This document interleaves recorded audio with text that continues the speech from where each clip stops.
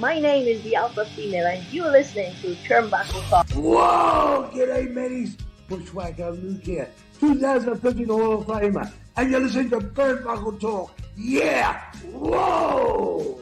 This is pro wrestling's only modern-day Viking Gunner, and you're on Turnbuckle Talk. Hey, this is Nick Magnus Solis, and you're listening to Turnbuckle Talk. Hi, this is Leva Blue Pants Bates, and you are listening to Turnbuckle Talk. Hey, this is Jeff Jarrett, the king of the mountain and founder of Global Force Wrestling, and you're listening to Turnbuckle Talk. Hey, fellas, you guys have a great day, and this is only because I'm talking to Canadians. It is actually spitting snow in Tennessee. See? Oh my God! That's a crazy. We've had 70-degree weather here. We've really had a warm December, and I get on the phone with damn Canadians and we're spitting snow. So.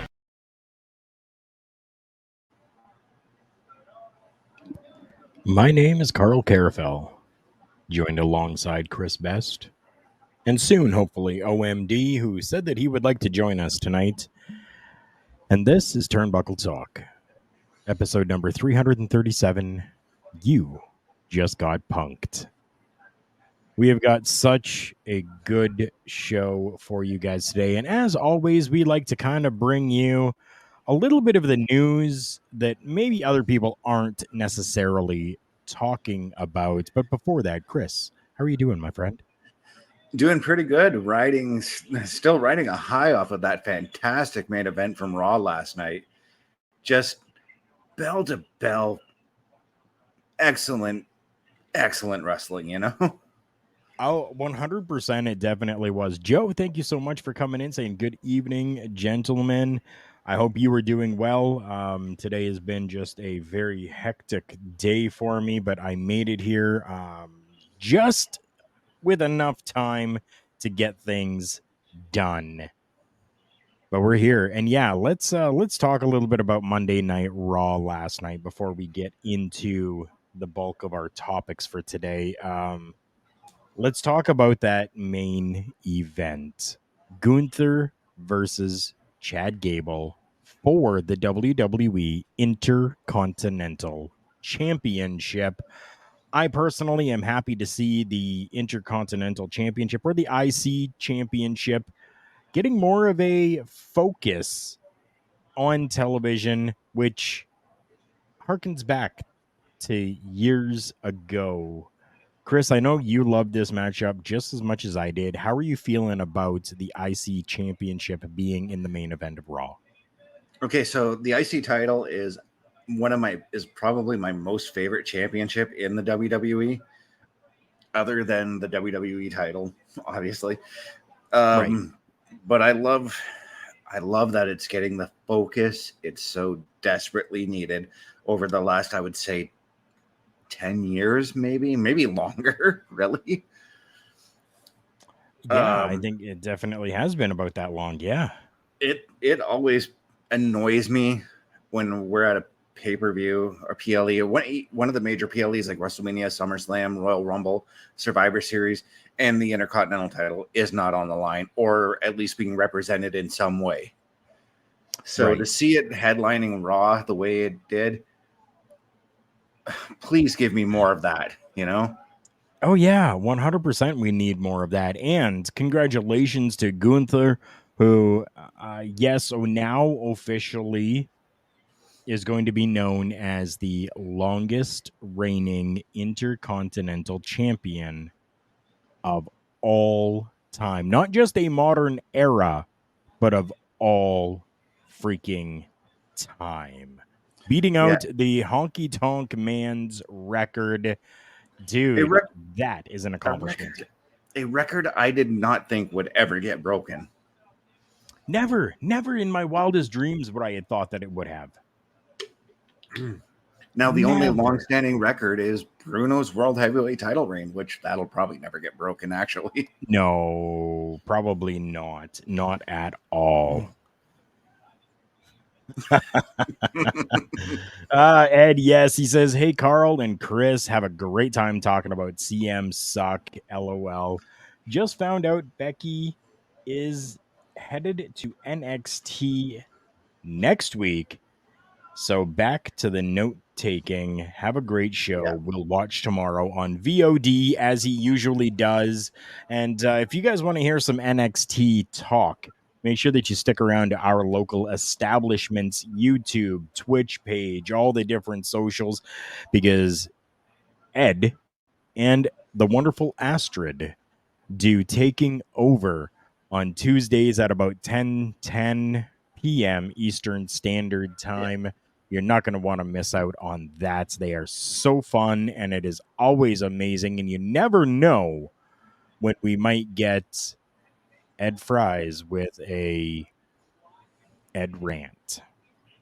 And I want to go back to the Intercontinental title because there is a story that broke this afternoon that Chad Gable said he wants one more match with Gunther. Good. I am looking forward to that. 100. Oh, me too. I am. It is 100% something that I want. I'd put it at the PLE at Fastlane. That's where I'd put it. I wouldn't. Survivor Series. Make that a top card for Survivor Series. Oh, yeah, you could do it there, too. You could stack that show, you know? Right? Why not stack the show? you have the opportunity to, it would be a fantastic idea for you to stack that show and have the Intercontinental Championship on the line at one of your big 4 PLEs. That would be amazing. Joe, I hope you can stick around for a while because we will be talking CM Punk. Says that he is a CM Punk fan, always was and always will be. His hero, Roddy Piper, said that he was one of the best in the world, and that's enough for him. We're definitely going to be breaking down some stuff when it comes to CM Punk and taking a look at things in a little bit of a different aspect than everyone else kind of has as possible with this. Right. No, and I totally get that. And I think that that's a really good thing to be, as unbiased as we possibly can be when it comes to everything that we do here with Turnbuckle Studios.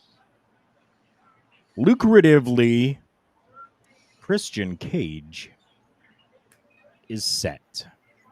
Did you hear about this? I heard rumblings about a new deal, but I didn't see what the details of the deal were.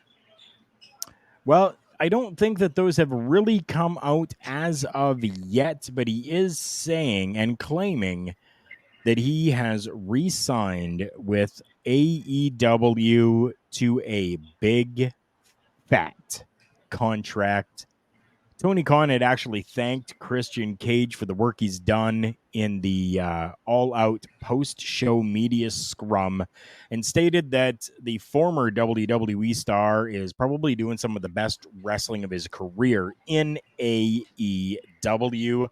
Christian then turned his attention towards the media and said that some of them had doubted his abilities, and he revealed that he signed a new deal with AEW, stating that it is a long-term contract and that he is in things for the long haul.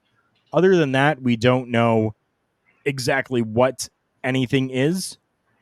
We have no clue, but we do know that he has re-signed. Yeah. What do you think about him re-signing with AEW? So I think this is actually a really good deal, a really good deal for Christian, because he does bring that experience to the company. His job right now there is to help out the younger guys, and right now he's doing the work with Luchasaurus. He did the work with Jungle Boy, did the work with Marco Stunt, who was when he was there as well. So that's why I would have him on the roster, because he does bring that experience to the younger guys. Right, which I definitely think is a good idea. So I was not going to bring OMD on just yet. OMD, center yourself. I was trying to go into the private chat to get you to do that before we brought him on. Oh, sorry. So yeah, we always want to make sure that we are in good looks when it comes to these programs here. Parrish, how you doing, my friend? Good to see you. Thank you for stopping by. Appreciate you. So yeah, Christian Cage. Okay, OMD. I don't know if you were able to hear this or not, but Christian Cage has actually re-signed with AEW in what he is calling a big fat contract and a long-term contract with AEW. I had heard and briefly read something. It was a very lucrative deal, from what I understood, from what I read. Yeah, that's what Tony Khan and Christian had both said. It was just a little blurb that came up on social media. I'm excited. Good for him. Good for him. I am too. The guy deserves it. Now, supposedly, from what I read too, this deal was also a way to try and entice Edge to come over as well. I could see that.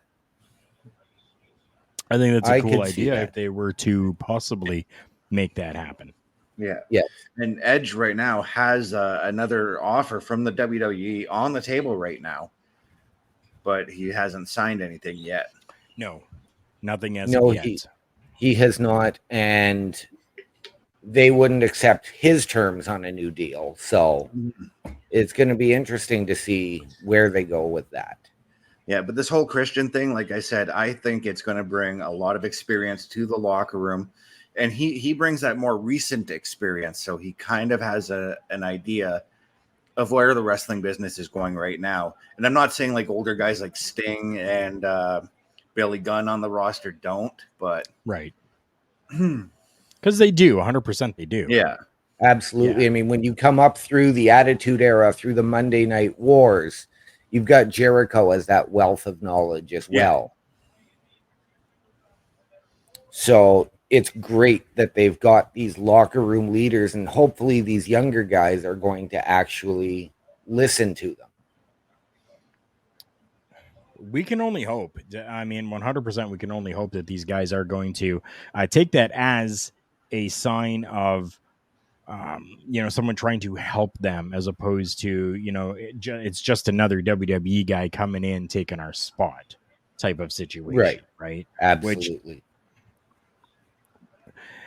To make it in the world of professional wrestling, you need to understand that you have to get the knowledge from all of these different people, even the older guys in the business, even though the business itself has changed drastically over the years.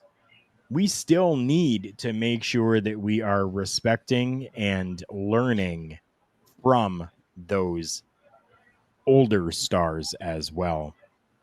Absolutely. Chris Parrish is saying Edge's legacy to me is soured if he leaves. I respect his decision. It's his life. But did he really help the young guys in WWE as much as he said he wanted to? I don't think that he really did. Also, OMD, Edge never gave an offer to the WWE. He debunked that rumor and then said he has an extension in his inbox that he is unknowingly going to sign. Okay. It felt like towards the end of his current his past deal there that he was with the stuff with Grayson Waller, and Grayson Waller's the only one I can think of right now. Yeah, to Parrish's point. Yeah. When he came back, it was really to work with all of the older talent. Maybe it was to show the young guys that way with another experienced veteran when he did his thing with AJ Styles. Maybe that was the start of with Judgment Day with Damian Priest and Rhea to start unleashing them and get them to the main event. Damian Priest too. I forgot he did help him out, and Finn Balor, because Finn Balor was kind of floundering a little bit there before everything happened there. Yep. Right, but I mean, at the same token, right? You got guys like Finn Balor and like Damian Priest who have almost solidified themselves as stars, on the independent scene before making their way to the WWE. And is it really helping younger stars then if we're getting, the rub from Edge for these guys who really have been in the WWE for quite a while already after their time in the independents?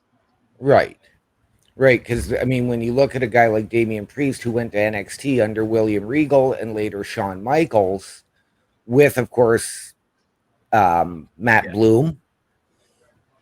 Parrish, you're right. Not exactly young talent. Let's just say more new talent in that aspect.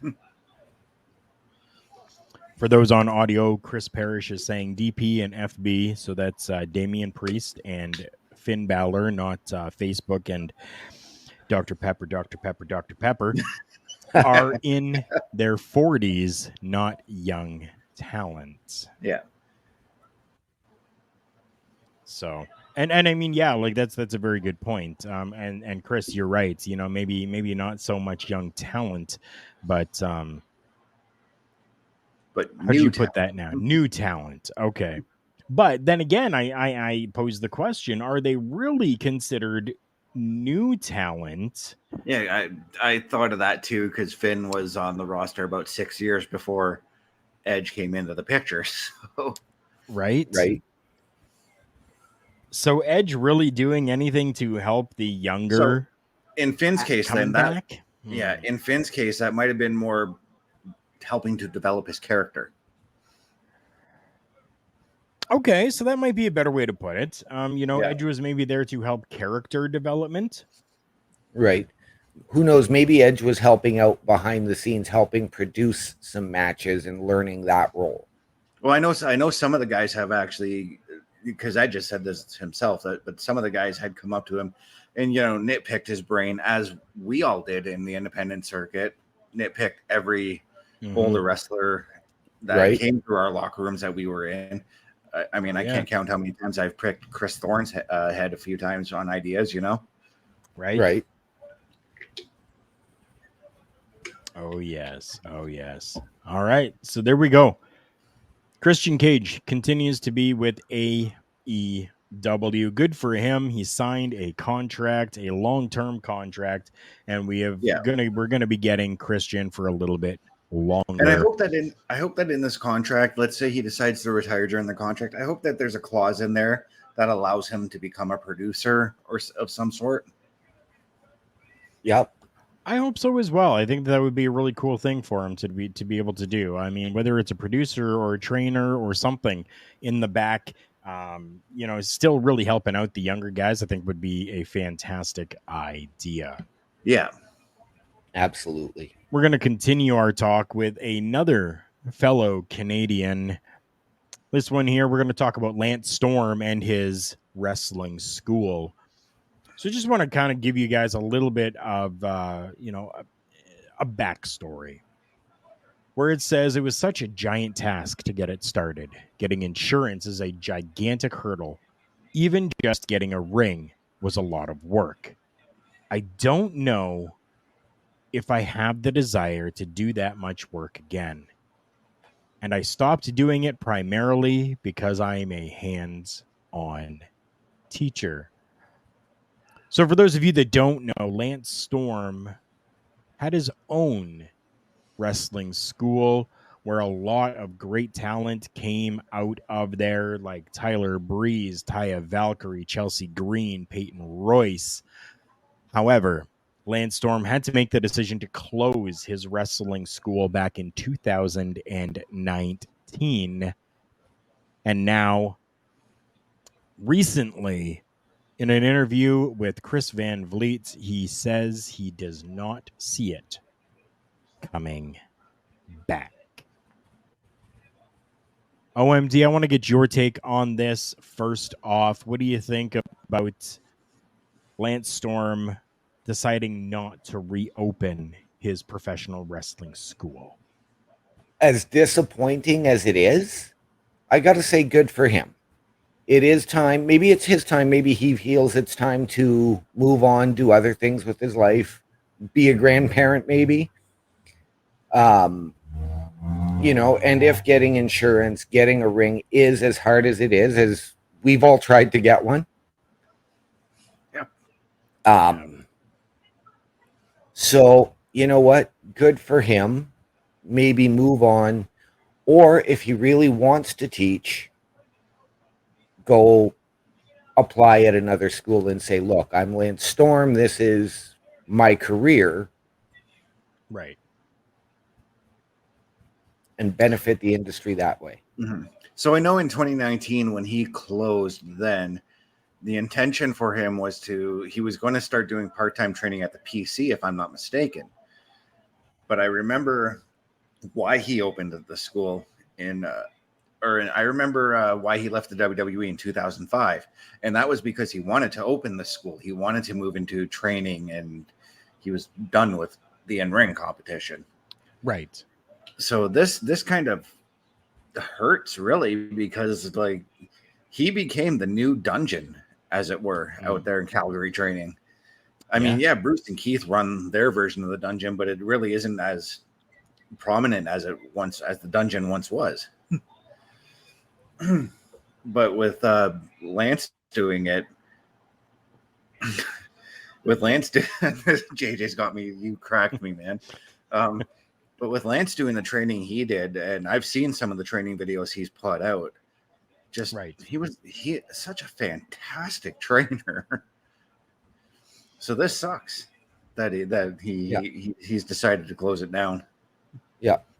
But as he said, he's a hands-on trainer, and if he can't do it physically anymore either, Yeah, you know, it's he's got to understandable take at that point. his physical health and his well-being into consideration. And as you And said, that's exactly what he's done here. Yeah. And as you said, it is stressful getting the equipment, getting the building, the insurance, and then there's finding the class of wrestlers who want to train. Right. Right. So with that hands-on, he says that, you know, he's really good at protecting himself, and that while training, you know, he's going to make sure that you're doing it right. So he's going to have you do the move, whether it's a DDT or a suplex or anything like that, on him first. And if you don't hurt him and he feels like you're competent enough, then you can do it to the rest of the students. He also admitted that having a match with every student he taught has taken a physical toll on his body, even more so than his own in-ring career. Although he does relish producing and teaching, which is something that he still gets to do in his current role as a producer with Impact Wrestling. Thank you to Insight with Chris Van Vliet for the quotes that we have got here, and for Wrestling Inc. for the transcription. It says, so I suspect I will always stay with Impact, or I suspect I will stay with Impact for an extended period of time because I love the atmosphere and the talent there and very much enjoy the schedule. So he is still doing work with Impact Wrestling, and he's loving it. Good. Yeah, that's the beauty of the wrestling business, is there is no shortage of work, really. If you can't do it in the ring, be a referee. If you don't want to be a referee, be a producer. If you can't be a producer, work in television, you know? Right? Yep. There's a little something for everyone in the wrestling business. Look at us. None of us can no longer go, and we're giving back to the business by doing this. Yep. Exactly. You know, and there's another guy out there that really gives back to a lot of different companies, considering this person is, you know, technically a free agent, and soon is going to be making a debut with yet another company, that company being Major League Wrestling. But we are talking about Murder Grandpa himself, Minoru Suzuki. It has been announced that he is going to make his MLW debut October 14th at MLW Slaughterhouse at the former ECW Arena, now known as the 2300 Arena. Guys, from somebody who has been all over the world, what do you guys think of MLW bringing in Minoru Suzuki? What a steal for MLW, by the way. And at the 2300 arena, where he's going to get a huge pop, it's going to be insane when that happens. I am looking forward to this show just because Minoru Suzuki is going to be on it. Right? Yeah. No, good on MLW. Good on Minoru for, you know, doing everything he's been doing in America for the last 2.5 years between Forbidden Door. He did at least one of, if not both, of the Impact versus New Japan Pro shows this year. Right. Yeah. And actually, the last one was just at the 2300. Yep. So good on him for trying to get himself exposed to our culture. We all know him as the King of Pancrase. So good on him. I kind of know him as the headbutting maniac in New Japan. I hope it's a success for both parties. Right. And I'm sure it will be. I definitely think that it will be. JJ, I saw your comment there. Wait till you hear the new The Pope's Point of View with a former WWE diva. I definitely want you to send that over to me in Messenger when it is out and available. I would love to take a listen to that. Please let me know. Minoru Suzuki, former leader of Suzuki Gun. Suzuki disbanded the faction and is now part of the fearsome trio known as Strong Style, which also includes El Desperado and Ren Narita. They came together earlier this year, soon after winning the Never Openweight six-man tag team championships at New Japan's New Beginning in Osaka, Japan. They would lose them to Chaos. Yeah. At Wrestling Dontaku in May. Suzuki is a free agent and is able to go absolutely anywhere he wants. Going and working with AEW, as mentioned, with John Moxley and Eddie Kingston, to, being part of New Japan Professional Wrestling, still accompanying, this year's G1 Climax, going through and helping out with all of that. He's not competed in that tournament since 2020. But he recently wrestled on the tour. Yeah. Wow. So, I mean, amazing and so good for him. I think that this will be a good thing for MLW, especially considering all of the still legal issues that are going on between, MLW and the WWE with different lawsuits that are going on. We can maybe take a look and discuss that a little bit again. We did discuss it a little bit. When things kind of finalize, maybe we can discuss it a little bit more. But as of right now, things are still going through the courts for all of that. But I think that this would be a fantastic boost for MLW having Minoru Suzuki. Yeah. So you mentioned Minoru being a free agent and going wherever he wants, and it clicked in my brain. How fucking cool would it be if he showed up in WWE and took on Gunther? That would be fantastic, but I'm going to go a little bit one more. And again, this has to go with WWE. Make him a mystery partner in War Games. Oh, he would be insane in that match. But again, they have the PG, so he wouldn't be able to get away with half of what he does anywhere else. But him and Gunther would still put on one, and they would just beat the hell out of each other. Yeah, that would be a chop shop match. Yeah. Would definitely put on a clinic for sure. We want to talk a little bit about our good friends with Rogue Energy. Rogue Energy has some amazing products that allow you to have some good energy inside of you. Gorgeous energy drinks with zero sugar, vegan free. Everything is super good with these things. And you know what? Here's a little bit of what is offered from Rogue.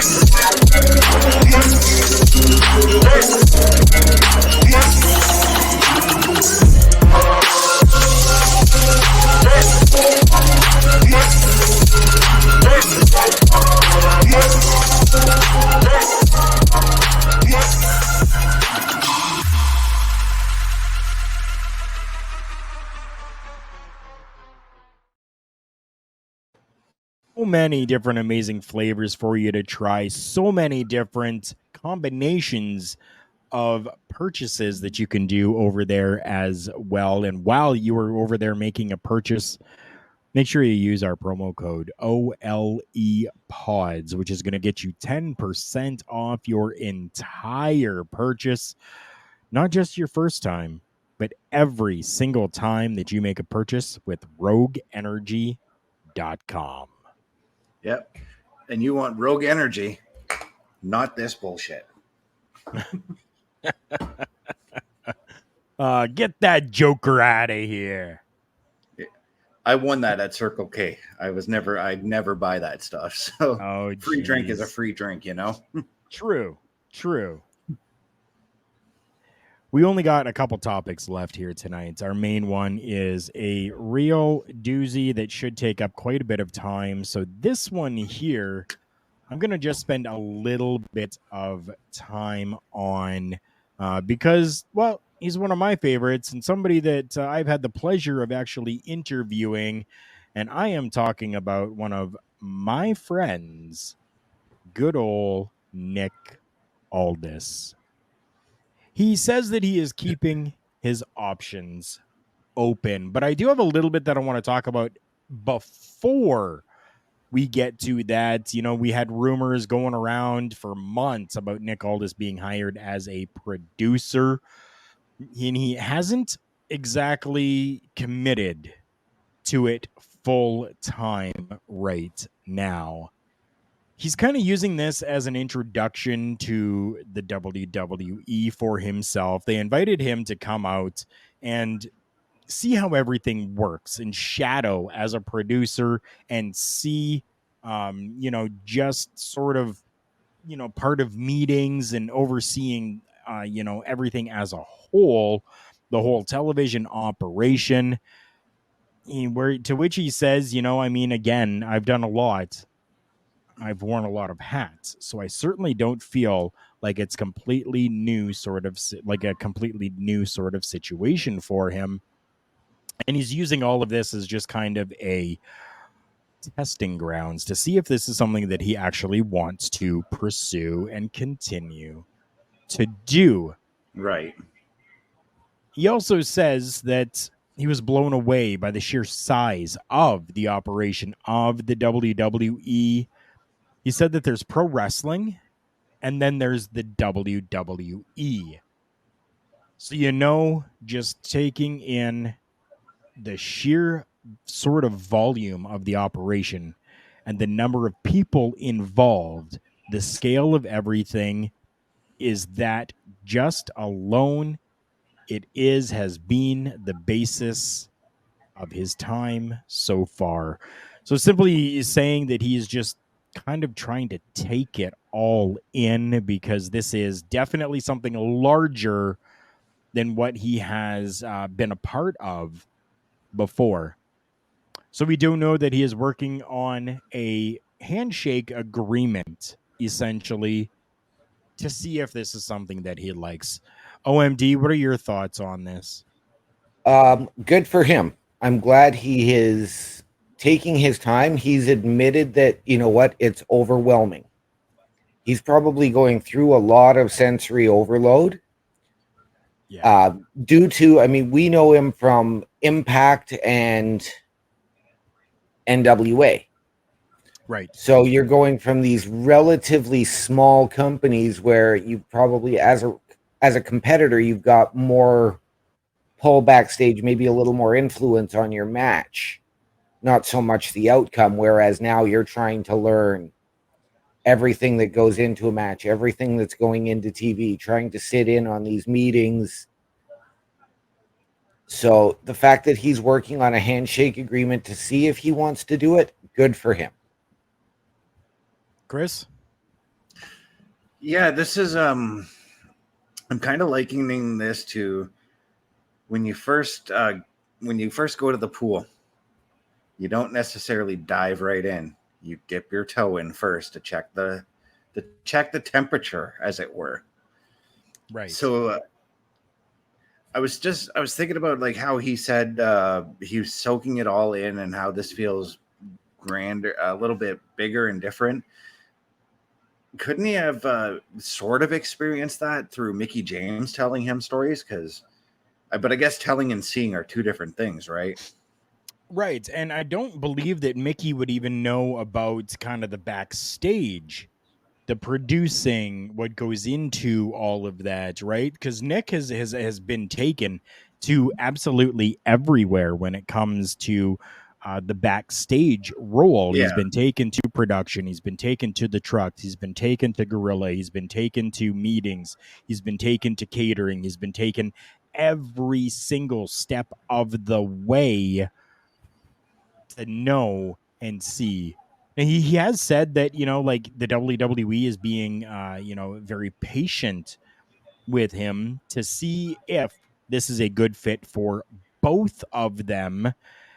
And I think that that might be a byproduct of the new era that we're in. I Yeah. think we may see a lot more of that happening, and I'm okay with that. Absolutely. I And think it's I'm still glad that he's, considering this producer position, because he is coming down to the tail end of his in-ring. We all know that there's only maybe a handful of years left that he can do. So this is another form of giving back to the business. now, you see, we can all sit here and say that he's coming to the tail end. He's only got a few years left. He sat there and said, no, he is just hitting his prime. And so, maybe this is something that will lead to him getting back in the ring, which I know Chris Best would absolutely love. Yep, because I want him at the Rumble. I wanted him at the Rumble this year. But yeah. But then it also gives him that fallback option in case he gets injured, a la Jason Jordan or an Edge, a Sting, a Bryan Danielson. Tyson Kidd. Yeah, anything like that. So I will give just a little bit more here for you guys as well and see if, positions change on everything. I want to say thank you to Billy Donnelly, a good friend over at Wrestling Inc., for this article that I'm taking this information from. So in Aldis's estimation, the timing may wind up being off as he hasn't given up on the idea of competing as an in-ring wrestler. But given the schedule of the WWE, even as a backstage producer, it would likely mark the end of his career as a full-time performer. He has recently wrestled for both the NWA and Impact Wrestling. He isn't sure about calling it quits just yet, saying, may as well say it. Obviously, I would love the other thing. But until that day comes, or doesn't, I'm going to explore other opportunities, he confessed. But ultimately, this is absolutely something that I would want to do. In the end, it's, the question will be, I guess, whether or not I'm ready to do it now. Yeah. And we don't know that yet. Yeah, he's looking at his options for things that he can do outside of the wrestling or outside of wrestling, but still within the confines of the wrestling business. Right. So if he does become a producer, I 100% can still see him coming out and doing a match on Raw here and there, Raw match on SmackDown, PLE, whatever, Yep. As long as they don't give him a backstage interviewer role. Although he would probably excel well, but he would probably, I don't know, I think he'd probably get more invested to being a character in doing that as opposed to taking it as just, now I'm Nick Aldis backstage. Yeah. Here's how I would like to see things go down. Please allow Nick Aldis to be an on-screen personality on SmackDown. Okay.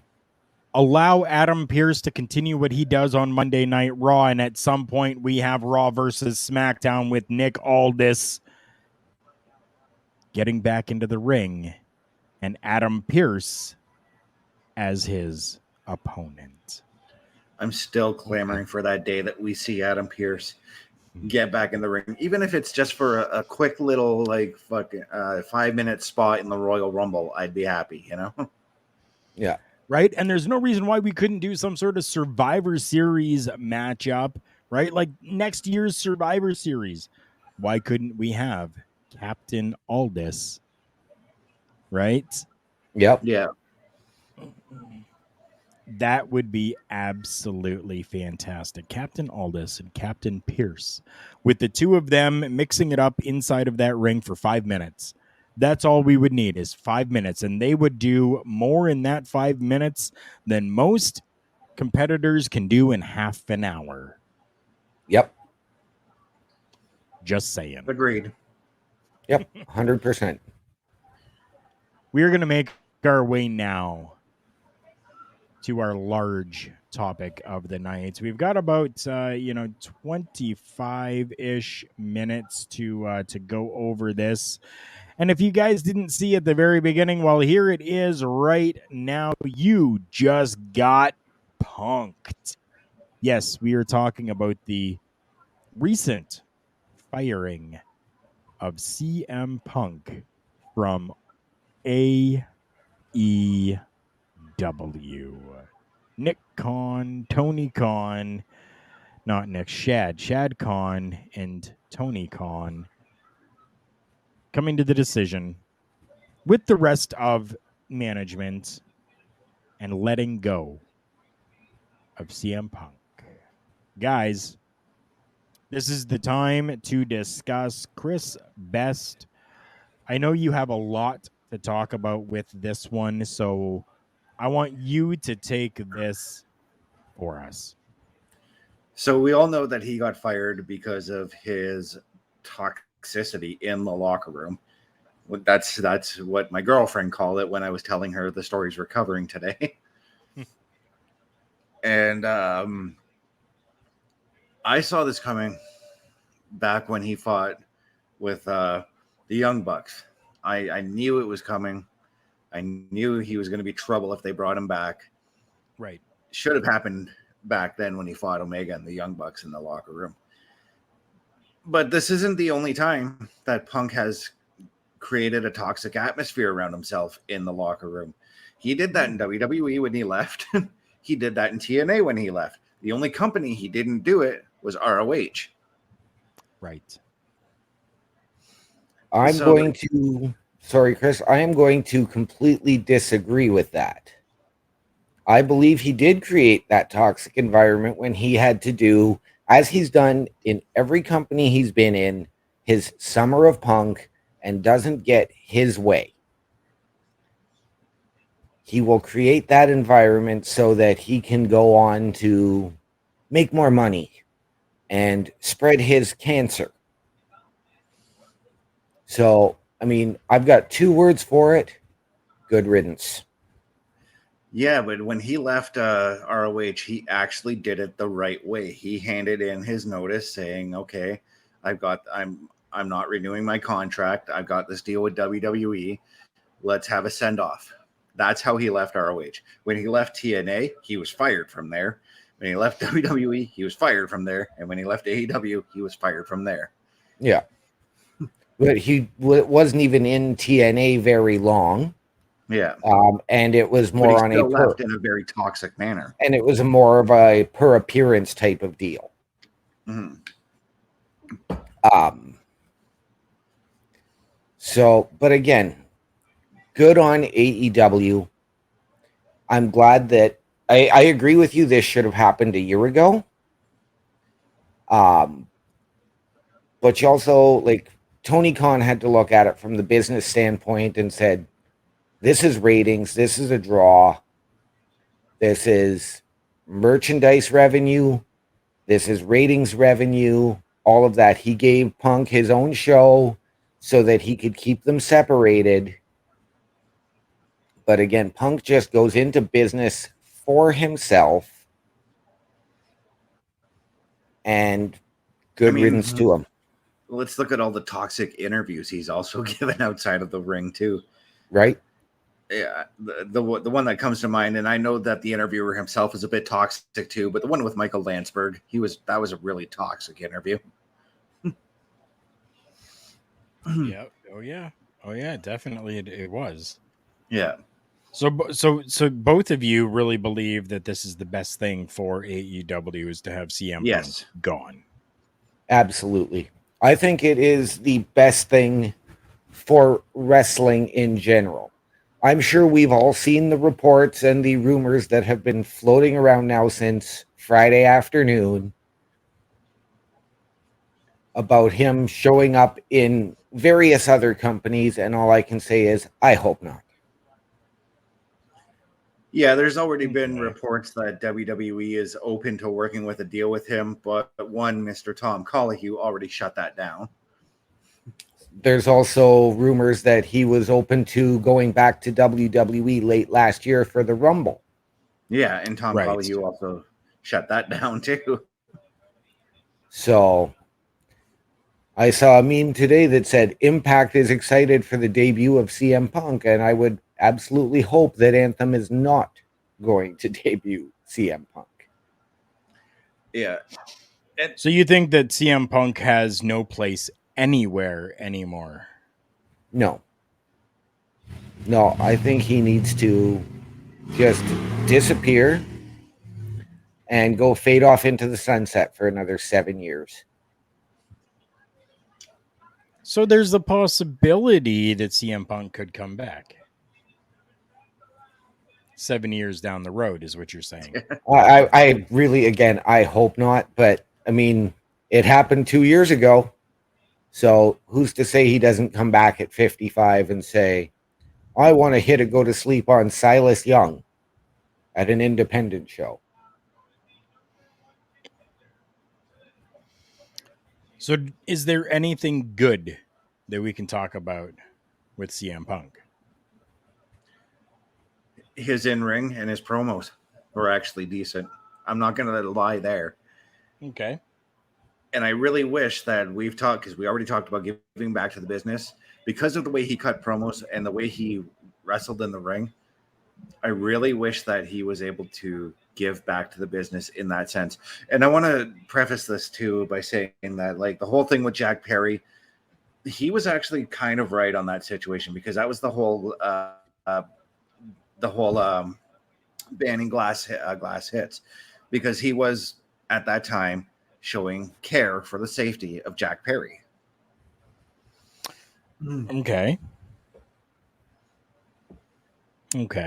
Yeah, no, that's fair enough. I mean, but both were at fault. Agreed. Both were at fault, and Jack Perry is still facing his suspension, as Tony Khan said. But we have not heard anything on social media from Jack Perry in regards to this. He's keeping his mouth shut.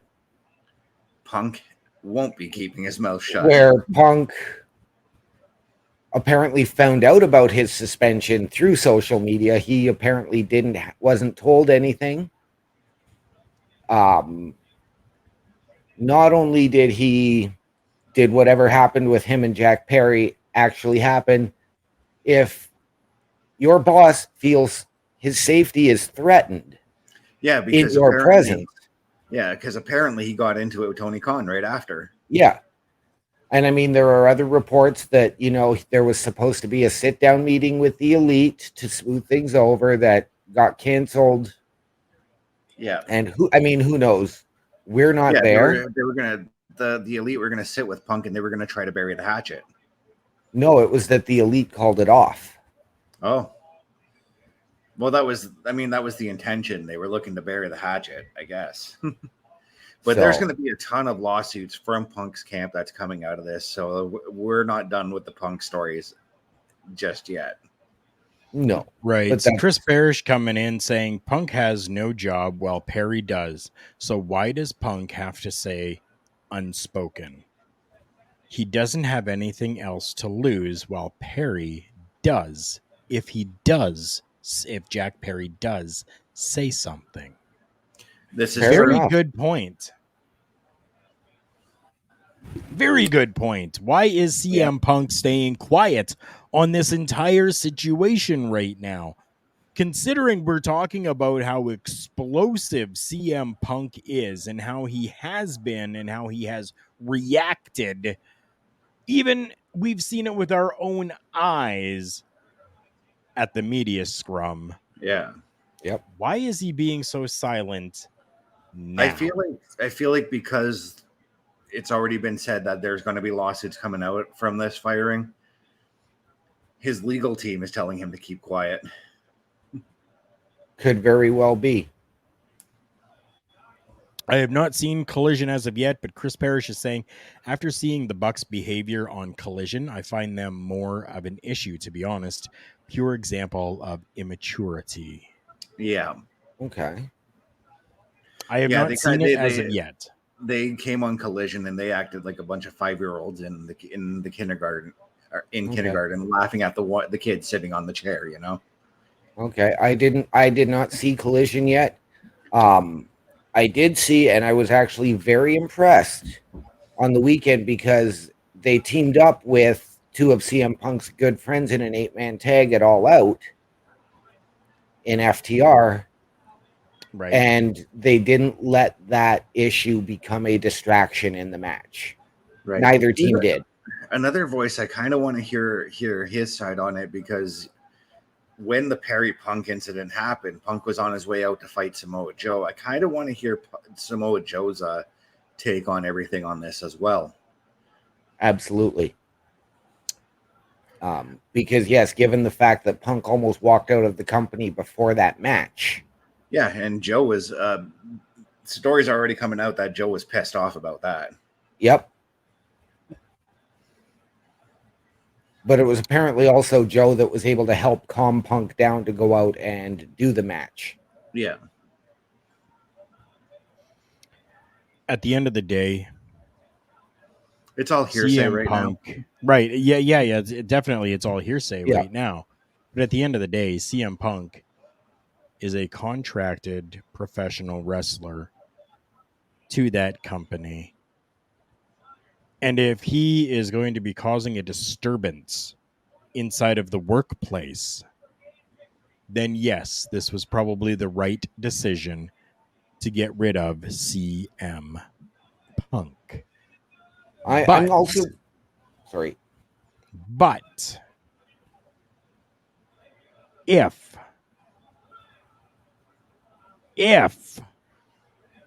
there is a situation where Tony Khan allows him back again, I think we're going to have an uprising. There's going to be a little bit of a war that happens, and I'm not talking a war between companies. I'm talking a war with the fans who will not want to see that. Although for myself, I would love to see it. Chris is saying also ran outside the ring, raising their hands in front of the Chicago crowd, acting like they won. Classless, in my opinion. Also, there's an ongoing lawsuit, so that is pending. So no one from AEW will be saying anything. Yes, and that's Chris Best. You had alluded to that, to lawsuits going to be happening. OMD, you talked a little bit about that as well. So yeah, both of you really coming in with the good shit here for us on this edition. Yeah. So I want to bunk off. I just want to quickly bunk off what you said, Carl. Yeah. If Tony Khan were to bring Punk back, you said a war with the fans. I also see a mass exodus of stars. There goes my friendly neighborhood motorcycle. There's the mass exodus right there. What the other thing I'm going to suggest is, and again, this is speculation, is I wonder if when bringing CM Punk back this year, if there was a clause that Tony then put into his contract stating, if you go into business for yourself, if any of this type of bullshit happens again, you're done. And the fact that this went to a committee, the fact that this went to an external investigation, all of that, then I hope, and I do hope that's the case. Yeah, and already I can tell you the stars that would leave. I can see Jack Perry would leave. Cole Cabana would be on it, would leave. Christopher Daniels would leave. The Young Bucks would leave, and Kenny Omega would all leave, and Hangman Page. And that is a huge dent in your roster if Punk were to come back. Yep.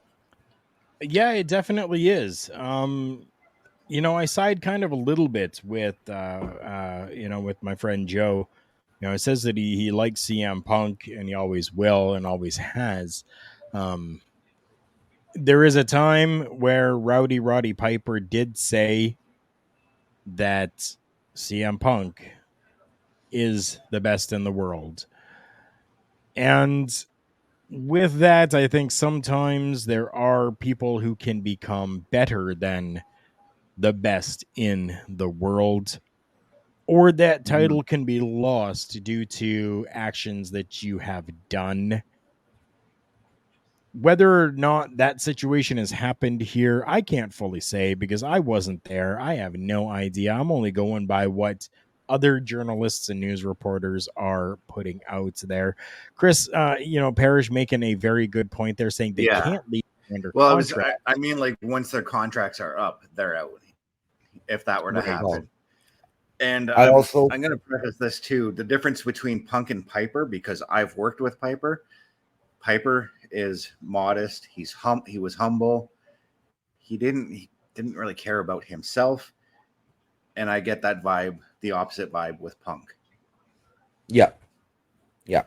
Okay. I truly believe I'm actually with you, Chris, in saying that you would see the Elite leave. They would probably demand their releases, or they would try and create that uprising within the locker room and create the mass exodus if it means they get blackballed.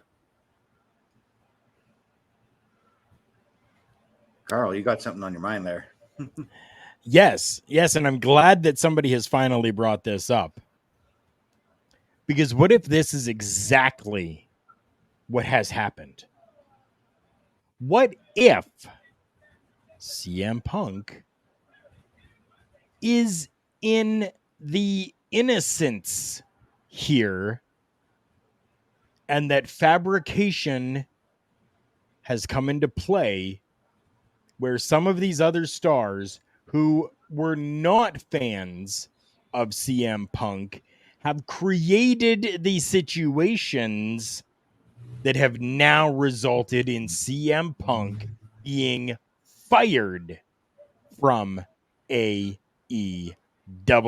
All Elite Wrestling. What if?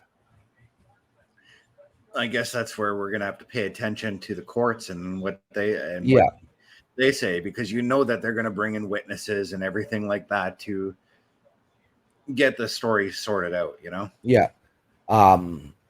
Because yes, it's a very divided locker room. The fans are divided because he is such a polarizing figure in the industry. So that is a very, very valid question that, is there one more wrestler against CM Punk in that locker room? Or is it a divided, dead down the middle, 50-50, and you're getting the one side stating all these negatives and blowing them out of proportion? Maybe there was an incident. Maybe it should not have been as blown out of proportion as it was.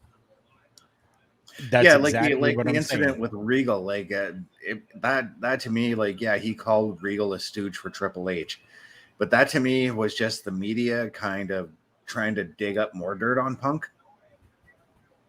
Yeah. Right. So CM Punk comes back to AEW after the whole meltdown situation that happened during the media scrum. He's essentially given top prize on a show, given the show, made the star and the face of that show. How much jealousy would have been there that could have caused all of this bullshit for CM Punk? That's where my thoughts are right now. Right. Yeah. And it's a great question, but the fact is if you're going to do that and do a soft split, right, and give CM Punk and his boys and his crew their show, and you've got still what would be considered the main show or the A show because it's been around a lot longer than 2.5 months, what's there to be upset about? He's not coming to your territory. You don't have to go to his. You just have to deal with each other and tolerate each other at a pay-per-view. Maybe somebody else wanted that spot. Maybe somebody else feels deserving to be that face and that number one guy and be the top of that show. Yeah. Maybe it's kind of that's- like being in the cashier's line waiting to pay for your products. Then some idiot comes up in front of you with about 200 items. Meanwhile, you've got like 3 or 4. Some idiot comes in front of you with 200 items, and cashes out before you. Yeah, and you've been in that line longer. Yeah. Oh yes. Hey, you know what? It makes for a really good discussion, and I'm glad that you guys were able to be here to discuss this with me. And for all of you that are watching and listening, leave your comments for us as well when it comes to CM Punk. You can do so at the socials that you see ticking down below. It's our local establishment on a number of different platforms from Kick, TikTok, Facebook, X, Instagram, YouTube. We are all over the place with our local establishment. We're going to make our way out here, though. Before we do, I want to make sure that you guys have your chance to talk about where people can find you and what you have doing. OMD, let's start with you. You can catch me right here every Monday night on OLE with the Raw Watch Along with these two fine gentlemen above me on the screen, as well as Mr. Chris Parrish. You can catch me every other Tuesday or occasionally on Tuesdays right here on Turnbuckle Talk again with these two fine gentlemen. And on Thursdays at 8:05 or 8 o'clock, on the Boar's Nest with Bubba Duke. As well, you can find me on my socials on Facebook and on Snapchat and now on Twitch. Perfect. And for the people who are listening to this in audio format, where can they find you on Facebook and Twitch and their places? They can find me under my regular name, Dan Harisik, on Snapchat under One Man Dynamic, capitals on OMD, and on Twitch at OMD17. Mr. Chris Best, my wonderful new co-host. I am so thankful that you have been here with me. Where can the people find you? All right, you can find me at youtube.com at ChrisDamage83, Twitch TV, CBRS_entertainment, threads.net at CBestFilms83, Facebook.com, Chris.best83, and you can find me on TikTok at CBRS.entertainment. You can also find me here on OLE Podcast and Turnbuckle Studios doing the Raw Watch Along on Mondays at 8 p.m. Eastern. Turnbuckle Talk every Tuesday, 8:05 Eastern as well. And before we get to mine, I do want to get to these the comments here from Chris Parrish, who says, I thought I concluded to why there were differences with Punk and Khan last night with the pro-Pepsi and pro-Coke. It's a war between the brands, but you can catch me outside. How about that? LOL. Definitely. Really easy for everyone to follow me on my socials. You can check me out at Linktree, linktr.ee/Karl Karufel. Once again, that is linktr.ee/KARLKARUFEL. I want to give a huge shout out to our good friends at realwrestling.net. News and views by real fans. Yes, Turnbuckle Talk is international, baby, as we are welcomed by realwrestling.net. Thank you to all of them over there for the amazing stuff that they continue to do for us. and you see that I'm wearing my amazing Collar and Elbow branded hats, make sure you're checking out collarandelbowbrand.com. Yes, founded by my good friend Al Snow. Yes, that Al Snow. Yes, the one that had head. Yes, Al Snow. Created collarandelbowbrand.com. Go and check them out and use our promo code JK Podcast and get yourself 10% off your entire purchase every single time you are visiting them. You mean the You look same like Al you're ready Snow to who say had a something, hardcore Chris. match with himself? The same Al Hey? Snow who had a hardcore match against himself, right? Yep. Oh, yes. Oh, yes. Parrish says he loves head. Yes. We only got a couple more here. I want to make sure that everybody knows that they can find some amazing Turnbuckle Studios merchandise, including Turnbuckle Talk merchandise, Beats and Beatdowns merchandise, Got the Pod Life, Paramindful. So many different things are available over there for you at carlcarafel.redbubble.com. Wow, so many different things, so many different places. I am so happy that each and every one of you have been here for this. The mannequin is very cool as well. With that being said, we are going to make our leave. This has been Turnbuckle Talk, episode number 337. You just got punked. Remember, everyone, the world's a scary place. Take care of each other.